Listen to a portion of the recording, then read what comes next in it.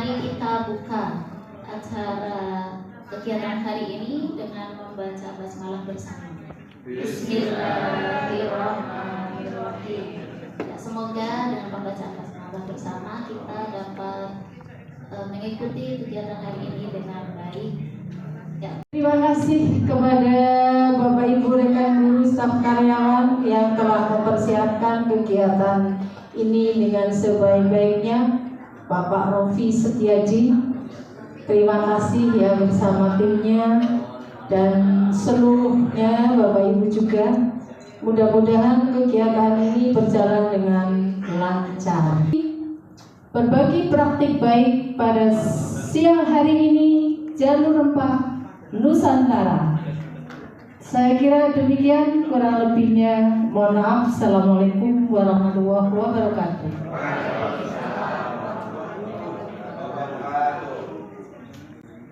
Terima kasih kepada Bu Eni atas sambutan yang diberikan. Bapak Ibu, kita siapkan fokus pikiran kita untuk mengikuti kegiatan hari ini. Ya, sebentar lagi pemateri atau narasumber kita hari ini Bapak Eko Susanto akan menyampaikan materinya. Ya. Kepada Bapak Eko Susanto SPD, kami persilakan. Suasananya lebih kayak di hotel beneran ya. Amin. Iya benar terus saya. Baik, sebelum waktunya habis buat pantun doang gitu. Oh enggak. Tadi dibisikin sama timnya katanya aman-aman baterai penuh katanya. Beli lagi ya. Berlayar aja bener gitu ya. Nah ya Bapak Ibu, terima kasih atas. Nah ini kita langsung ke materi intinya ya, tentang meramu jalur rempah. Ya dengan rempah, apalagi kalau ibu-ibu udah sangat berteman baik. Kenapa? Taunya bawang merah bawang. Oh temannya bawang merah bawang putih ya, yang suka disiksa ya. Ya, jadi kalau bapak ibu mungkin udah biasa, kalau ibu-ibunya mungkin di dapur, kalau bapaknya sering STM. Rempah, karena rempah itu merupakan identitas negara kita ya, Indonesia. Nah, ini salah satu kapal yang kemarin kami gunakan untuk mengangkut kami mengarungi lautan ya, namanya bukan pantun. Ini namanya KRI Dewa Ruci. Mungkin kalau yang ini kan dulu digunakan untuk diplomasi ke berbagai negara, tapi semenjak tahun 2000 itu sudah ditetapkan sebagai cagar budaya. Jadi tidak boleh keluar-luar lagi, udah ngendep aja di dalam negeri. Jadi makanya dialihfungsikan untuk kegiatan muhibah budaya jalur rempah. Nah ini kalau di Kemendikbud sendiri kan itu banyak bidang-bidangnya. Nah direktorat yang menaungi kegiatan MBCR ini adalah Direktorat Kebudayaan. Ketuanya Pak Hilmar Farid.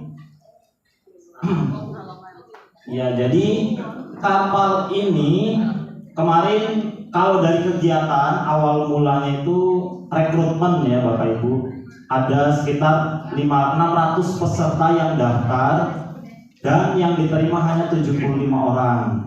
Itu rata-rata ya bukan guru memang, dari segala unsur.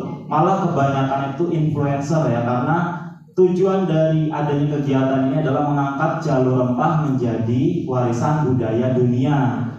Diangkatnya ke UNESCO. Jalur rempah. Nah kalau jalur sutra itu sudah dikenal lama.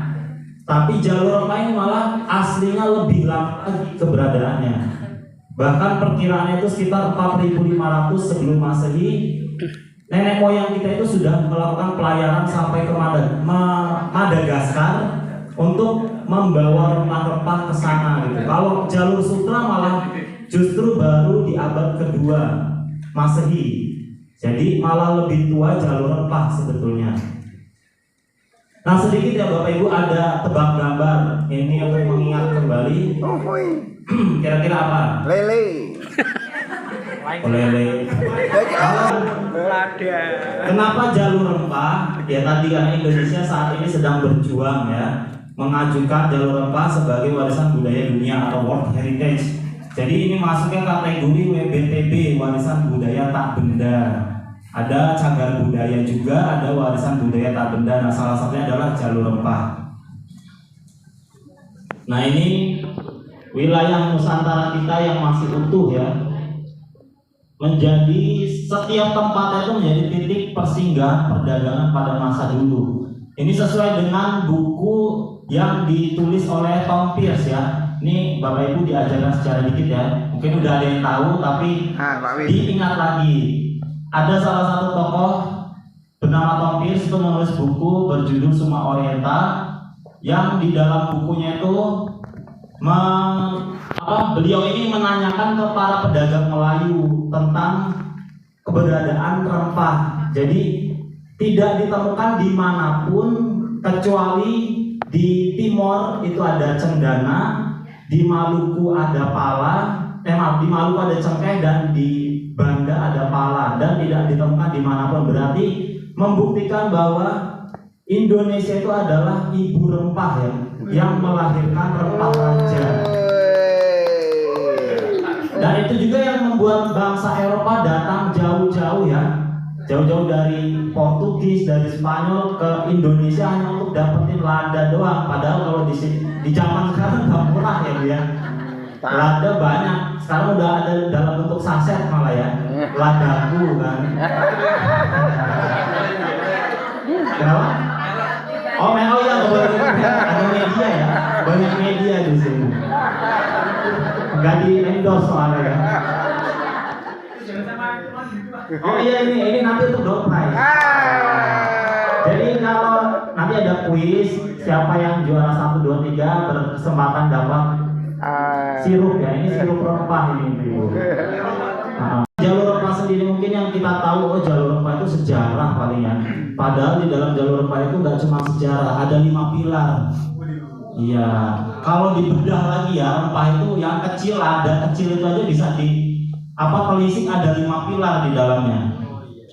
Yang pertama histori, kedua ramuan dan obat, ketiga kriya dan wastra, keempat kuliner dan kelima seni budaya. Jadi semua yang kita terapkan dalam kehidupan kita sehari-hari itu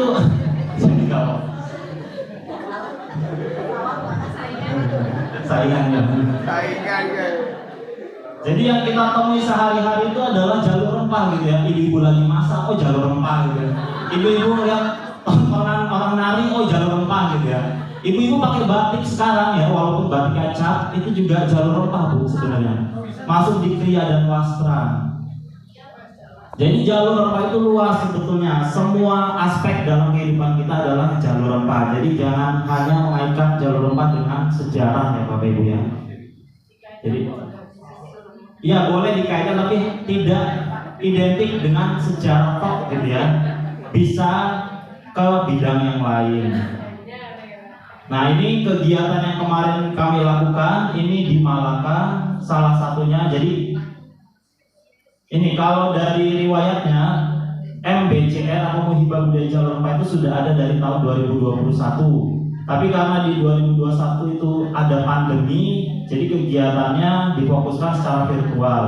Baru di tahun 2022 dengan tema Indonesia Timur, Hulu Jalur Rempah. Jalur rempahnya itu titik-titik singgahnya ada di wilayah Indonesia Timur. Di 2023 Indonesia Tengah, waktu itu hanya di Kepulauan Selayar.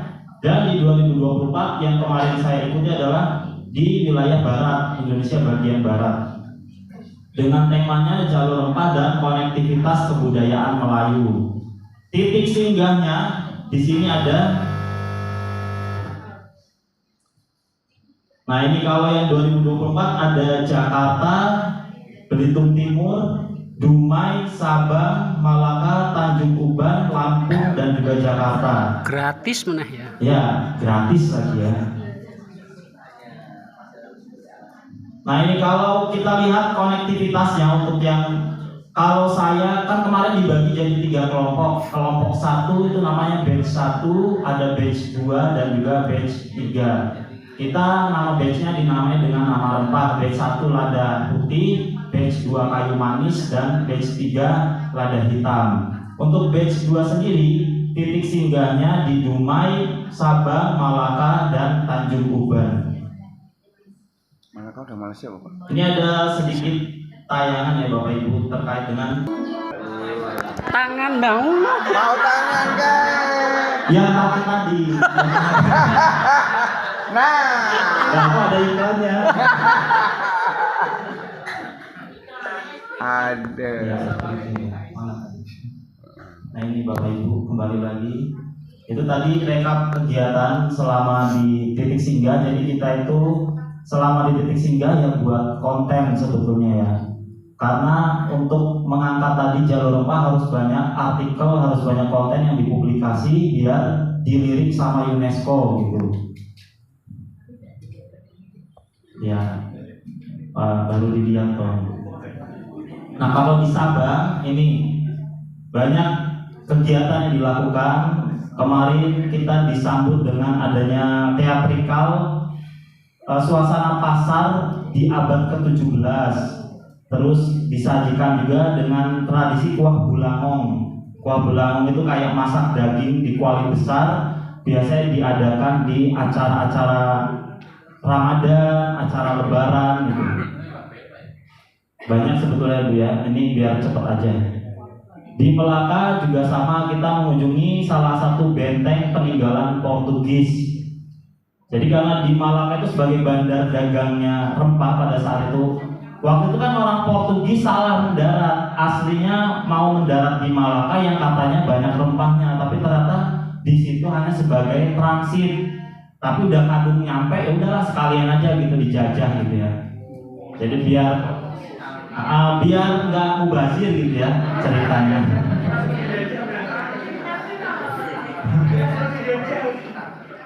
Nah kalau di Tanjung Uban itu yang terkenal Raja Ali Haji. Beliau ini yang mencetuskan bahasa Melayu. Nah bahasa Melayu ini juga salah satu bahasa yang hampir punah ya Bapak Ibu.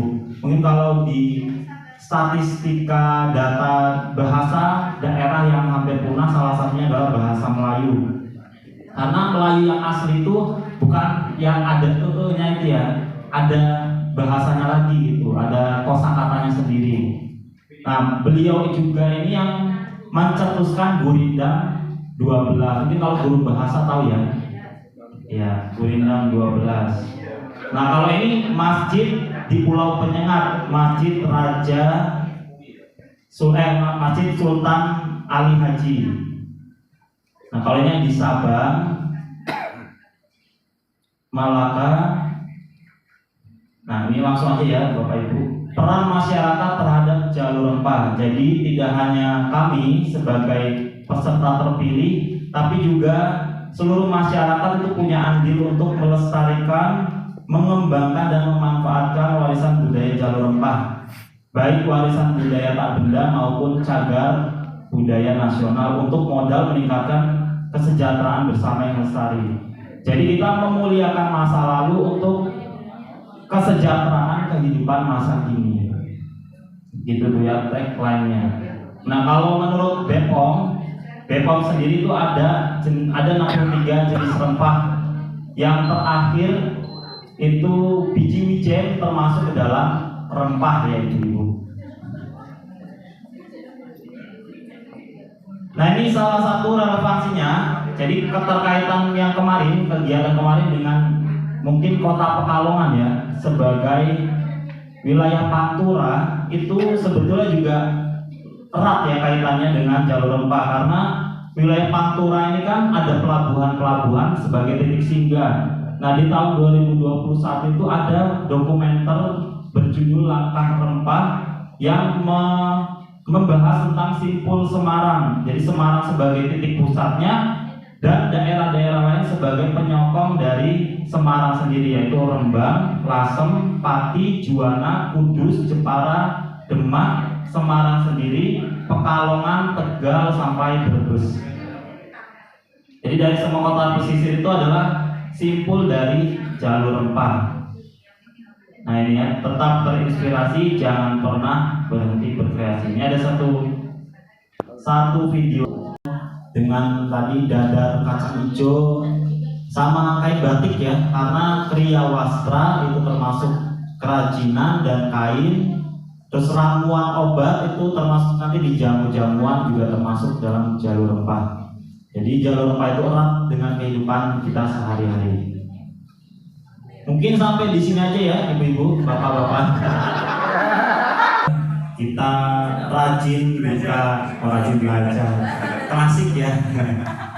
Kalau mau ini misalnya kita mau tahu informasi ya kita rajin buka website kementerian atau apapun ya. Biasanya yang mantengin aja di situ. Misalnya ada program apa, kapan deadline-nya ya langsung kita buat. Kalau kemarin dari Kemendikbud sendiri, karena memang sudah diselenggarakan dari 2021, saya sudah mantau gitu. Jadi dari 2023 itu sempat daftar tapi nggak lolos. Karena waktu itu juga singkat rekrutmennya. Nah di tahun 2024 ini ada pembukaan lagi. Saya menyiapkan waktu itu syaratnya buat esainya tentang konektivitas budaya dengan jalur rempah. Terus yang kedua buat CV itu ya dari kegiatan, misal sebelum kita ikut kegiatan itu kita udah punya prestasi apa, misalnya pernah jadi juara apa, terus pernah buat sesuatu yang berdampak untuk orang banyak gitu. Jadi lebih banyak kalau di CV dan portofolio itu lebih banyak dibuat prestasi-prestasinya apa aja yang sudah diraih gitu Pak selama sebelum berkegiatan. Terus yang terakhir itu buat video perkenalan diri, karena kemarin memang dituntutnya untuk bisa buat konten, jadi buat video tentang pribadi kita seperti apa, terus juga mengenai jalur rempah itu di mana dan tindak lanjut kita setelah mengikuti kegiatan MBJR ini gitu Pak. Jadi kalau untuk kegiatan yang ini ya itu tadi syarat-syaratnya. Tapi kalau untuk kegiatan lain ada dari Kemendikbud juga, itu nama programnya SELN, Sekolah Indonesia di Luar Negeri. Biasanya juga ada rekrutmen untuk guru-guru, bisa di Tokyo, bisa di Arab. Mungkin kalau mau sekalian umrohnya atau hajinya biar lebih dekat gitu ya. Jadi coba daftar untuk di Arab. Di Thailand juga ada, di Malaysia lebih banyak. Jadi kalau misalnya mau coba kesempatan yang dibuka oleh Kemendikbud itu tinggal dibuka websitenya, dicari tahu informasi program apa yang sedang berlangsung gitu Pak. Jadi ya harus rajin, nggak cuman scroll IG mungkin Pak ya, atau scroll TikTok, tapi buka website Kemendikbud gitu. Mungkin itu aja Pak tipsnya. Ya terkait bagaimana menyambungkan antara batik dengan jalur rempah. Jadi kan dulu itu perdagangan yang dibawa komoditinya itu kan tidak hanya rempah, sebetulnya banyak. Nah jadi ada keterkaitan tadi antara misal orang Arab datang ke Pekalongan, orang Cina datang ke Pekalongan. Nah itu kan yang akhirnya membuat orang-orang lokal itu terakulturasi budayanya mereka. Makanya batiknya orang-orang pesisir itu kan warnanya cerah ya Bapak Ibu. Itu karena ada keterkaitan, ada campur tangan dari bangsa asing itu tadi. Apalagi kalau Cina kan memang dominan warna-warna cerah gitu. Jadi seperti yang sekarang kita lihat, etnis di Kota Pekalongan yang paling mendominasi ya 3 ini kan, orang pribumi, Arab dan Cina. Nah seperti itu, jadi termasuk